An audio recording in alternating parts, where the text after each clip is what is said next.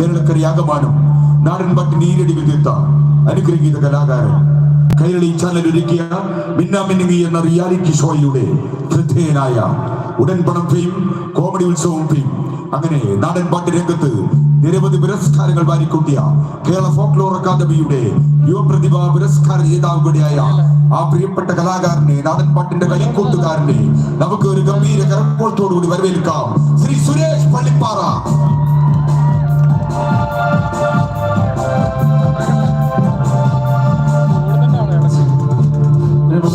എല്ലാവർക്കും നമസ്കാരം. ഒരു കയ്യടി. പാവല്ലേ? Thank you. ഒരുപാട് സന്തോഷമുണ്ട്. ഈ നാടിന്റെ ഐശ്വര്യദേവൻ, കൺകണ്ട ദൈവം, കലികാല പ്രത്യക്ഷ ദേവൻ അരങ്ങത്തപ്പൻ, അരങ്ങത്ത് ഭഗവാന്റെ തിരുസന്നിധിയിൽ വന്ന് നിൽക്കുക എന്ന് പറഞ്ഞാൽ തന്നെ അത് ഞങ്ങളുടെ എല്ലാവരുടെയും ജീവിതത്തിലെ മഹാഭാഗ്യമായിട്ട് കാണുകയാണ്. ഇതിനു മുന്നേ ഒരു വലിയൊരു ഷോയുടെ ഭാഗമായിട്ട് ഇവിടെ വരാൻ പറ്റിയ എളിയൊരു കലാകാരനാണ്. വീണ്ടും ഇന്നത്തെ ഈ ഒരു നല്ല സുദിനത്തിൽ വീണ്ടും ഒരിക്കൽ കൂടി വരാൻ പറ്റിയത് ജീവിതത്തിലെ മഹാഭാഗ്യമായിട്ട് കാണുകയാണ്. അതിനുള്ള അവസരം ഒരുക്കി തന്ന അരങ്ങത്തപ്പന്റെ മുഴുവൻ പ്രവർത്തകരോടും, അതിലുപരി കേരളത്തിലെ നമ്പർ 1 ടീമായ മലബാർ ഫോക്ക് ബാൻഡ് കണ്ണൂരിനോടും ഈ എളിയ കലാകാരനെ ക്ഷണിച്ചതിനോട് നന്ദിയും കടപ്പാടും അറിയിച്ചുകൊണ്ട് പാട്ടിലേക്ക് അടക്കാം. സമയം ഒരുപാട് വൈകി. എല്ലാവർക്കും ഗുഡ് മോർണിംഗ്. നല്ലൊരു കൈഡാണ് എല്ലാവരും.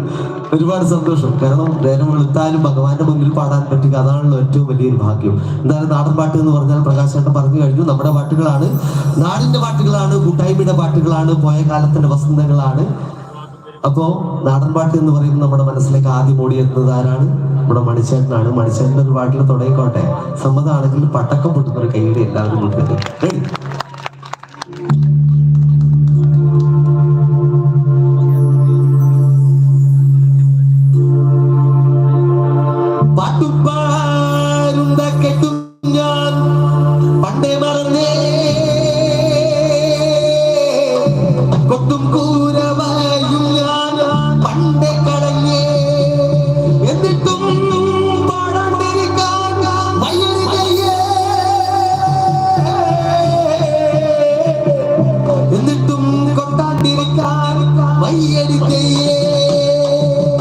ഇനിയുള്ള കാലം നമ്മൾ പാടാണ്ടിരുന്ന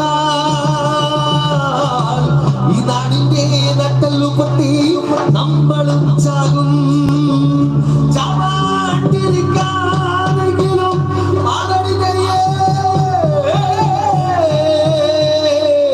പാടിയിട്ട് ചാവാനെങ്കിലും പാടടി തെയ്യേ, പാടിയിട്ട് ചാവാനെങ്കിലും പാടടി തെയ്യേ, പാടിയിട്ട് ചാവാനെങ്കിലും പാടടി തെയ്യേ. പാടാം, പാടിക്കോട്ടെ, പാടിക്കോട്ടെ. റെഡിയാണോ? റെഡി? 1 2 3 4.